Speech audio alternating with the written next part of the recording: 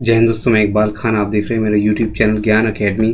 चलिए आज बात करते हैं हम साइंस के कुछ क्वेश्चंस की, जो आपकी मध्य प्रदेश आरक्षण एग्ज़ाम और एमपीएसआई और अन्य दूसरे एग्ज़ाम के लिए दोस्तों ये क्वेश्चंस काफ़ी आपके लिए इंपॉर्टेंट होने वाले हैं। तो इस वीडियो को पूरा ज़रूर देखें, ठीक है। तो चलिए बात करते हैं हम अपने पहले क्वेश्चन की। मानव की हीमोग्लोबिन में सर्वाधिक में पाया जाने वाला तत्व कौन सा है हीमोग्लोबिन में, ठीक है। तो मानव के हीमोग्लोबिन में मानव का जो रक्त होता है दोस्तों, इसमें हीमोग्लोबिन मतलब हीम नामक एक प्रोटीन पाई जाती है जो कि आरबीसी में पाई जाती है, ठीक है। इसे एरिथ्रोसाइट्स भी हम बोलते हैं आरबीसी को, ठीक है। तो इसमें आयरन नाम का तत्व पाया जाता है दोस्तों, ठीक है।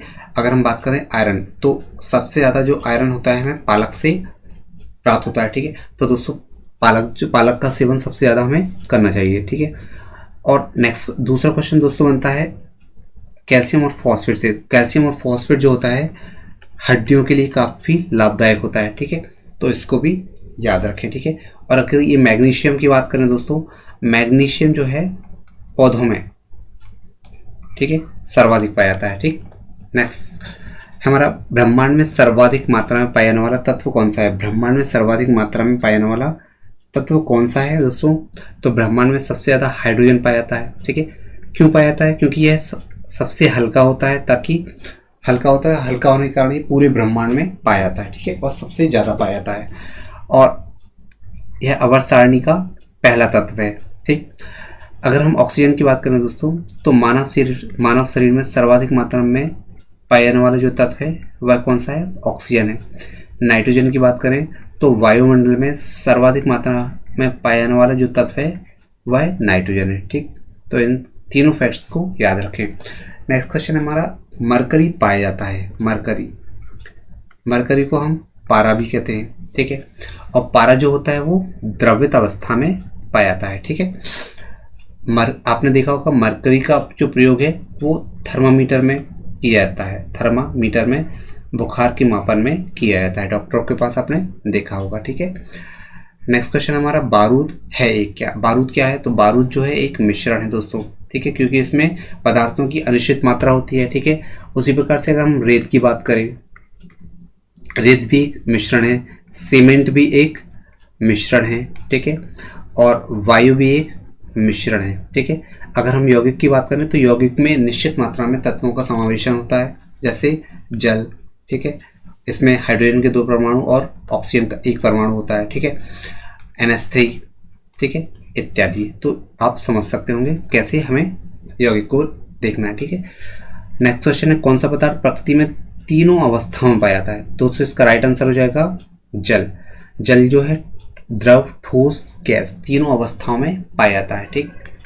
ठोस, द्रव, गैस, ये आप ध्यान रखें। ठोस, द्रव, गैस तीनों अवस्थाओं में मिलता है, ठीक है। नेक्स्ट क्वेश्चन है हमारा रॉकेट को चलाने में प्रयुक्त ईंधन कौन सा है। तो रॉकेट को चलाने में दोस्तों प्रणोदक का प्रयोग किया जाता है, ठीक है। आपने देखा होगा GSLV, SLV, ASLV, ठीक है, ASLV, PSLV, इन सभी में किसका प्रयोग किया जाता है? प्रणोदक का प्रयोग किया जाता है, ठीक है। GSLV में geosynchronous launch vehicle, satellite launch vehicle, ठीक है, satellite launch vehicle, auxiliary satellite launch vehicle, polar satellite launch vehicle, ठीक है। तो इस तरीके से इनमें जो प्रयोग किया जाता है वो किसका किया जाता है? प्रणोदक का प्रयोग किया जाता है। नेक्स्ट क्वेश्चन है परम ताप का मान। परम ताप का मान क्या होता है? परम ताप मतलब इससे अधिक तापमान, इससे परम मतलब इससे न्यूनतम तापमान नहीं होता है। तो ये है हमारा राइट आंसर -273 डिग्री सेल्सियस, ये हमारा राइट आंसर होगा। अम्लीय घोल का पीएच मान क्या होता है? अम्लीय घोल का पीएच मान क्या होता है? घोल देखिए, पीएच मान के लिए एक स्केल होता है दोस्तों, 0 मिड में 7 होता है और ये 0 से 14 तक इसमें अंक होते हैं, ठीक है। और 0 से 7 के बीच में जो होते हैं दोस्तों ये अम्लीय होते हैं, ठीक है। तो हमारा जो राइट आंसर है पीएच मान 7 से कम, ठीक है। और इन दोनों के बीच में जो होते हैं दोस्तों वो क्षारीय होते हैं, ठीक है। और 7 पे जो होते हैं वो उदासीन पाई जाती है, ठीक है।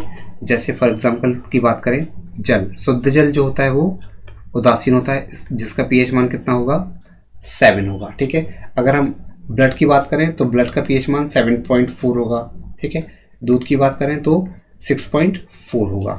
ठीक, नेक्स्ट देखिए दूध का पीएच मान कितना होता है, तो दूध का पीएच मान जो होता है दोस्तों अभी हमने चर्चा की 6.0 और ब्लड की हमने बात की 7.4। ठीक है, पीएच मान होता है। नेक्स्ट है हमारा जल में घुलनशील भाष्म कौन सा है, तो इसका राइट आंसर हो जाएगा दोस्तों लवण। नेक्स्ट क्वेश्चन है पोलोनियम के समस्थानिकों की संख्या, पोलोनियम में समस्थानिकों की संख्या कितनी होती है, तो इसका राइट आंसर हो जाएगा दोस्तों 27। अगर देखें पोलोनियम जो है एक रेडियो एक्टिव पदार्थ है, रेडियो एक्टिव पदार्थ। ठीक है, इसका प्रयोग जो है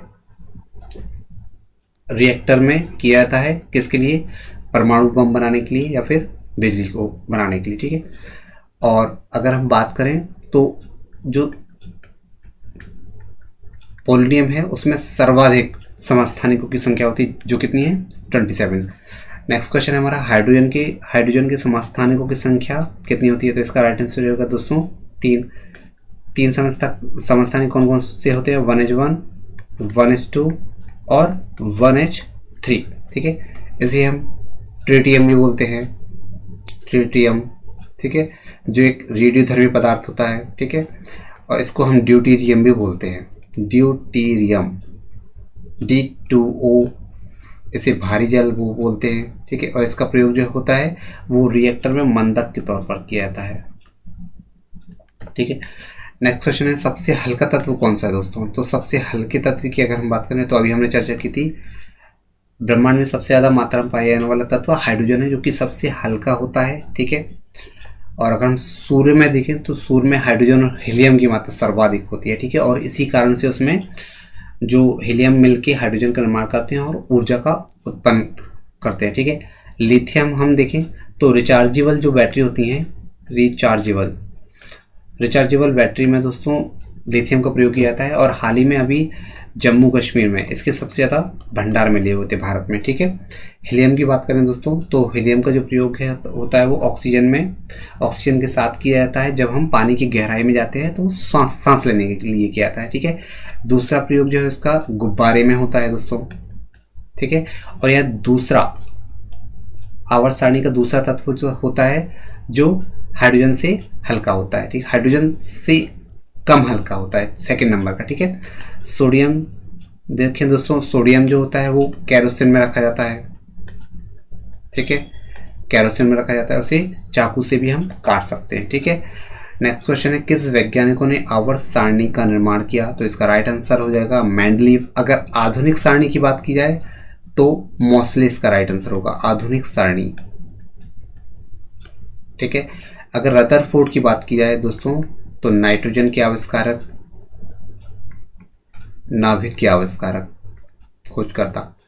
डाल्टन की बात की जाए दोस्तों तो इन्होंने परमाणु सिद्धांत का प्रतिपादन किया, परमाणु सिद्धांत का प्रतिपादन किया। ठीक है, नेक्स्ट क्वेश्चन देखेंगे हम एलपीजी का मुख्य घटक कौन सा है, तो ब्यूटेन और प्रोपेन। ठीक है, इसके मुख्य घटक होते हैं। नेक्स्ट क्वेश्चन है गोबर गैस में मुख्यतः कौन सी गैस होती है, तो मीथेन इसमें मुख्य गैस होती है। ठीक है, कार्बन मोनोऑक्साइड की दोस्तों बात करें तो कार्बन मोनोऑक्साइड जो होती है रेफ्रिजरेटर, ठीक है, और वाहन से मुक्त होती है। ठीक, सबसे अधिक प्रोटीन पाई जाती है, सबसे अधिक प्रोटीन जो होती है दोस्तों सोयाबीन में। अगर हम वेज की बात करें तो दोस्तों सोयाबीन के दानों में सबसे ज़्यादा प्रोटीन पाई जाती है, लगभग 42% पाई जाती है।